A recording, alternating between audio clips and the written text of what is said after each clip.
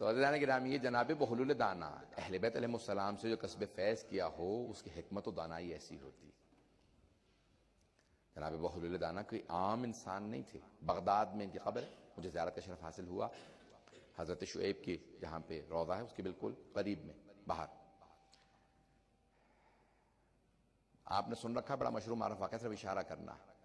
کتنے مقرب اہل بیت تھے کہ زمین پہ کچھ اپنے ہاتھ سے کچھ نقشے بنا رہے تھے کہ بحلول جب زمین پہ بیٹھے ہوئے تھے تو قریب سے ہارون اپنی زوجہ حضرت زبیدہ کے ساتھ گزر رہا تھا, تو فوراً رکا.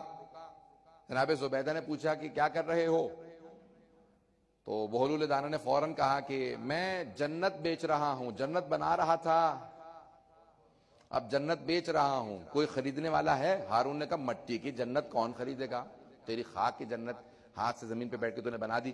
جناب بحلول نے جیسے کہا نا میں زمین پہ جنت بنا رہا تھا, کوئی خریدنا چاہے, تو زبیدہ نے فوراً کہا میں خریدنا چاہتی ہوں. کتنے میں؟ تو انہوں نے جتنے کے تھوڑی غذا آتی تھی بہت کم, کہا اتنے پیسے چاہیے کھانا کھانے کے لیے, اتنے پیسوں میں بیچنے کے لیے تیار ہوں. فوراً زبیدہ نے پیسے نکال کے دیے, کہا کہ اے بحلول میں نے سارے پیسے دے دی, جنت مجھے بیچ دے. کہا جا جنت تیری ہوئی. اسی رات ہارون الرشید نے خود خواب میں دیکھا کہ روز قیامت ہے, زبیدہ جنت میں جا رہی ہے. جیسے یہ پہنچا تو فرشتوں نے دھکا دیا, جہنم میں ڈال دیا. کہا بھی میں بھی جنت میں جانا چاہتا ہوں. کہا کہ نہیں, زبیدہ نے دنیا میں جنت خرید لی تھی, تو جہنمی ہے.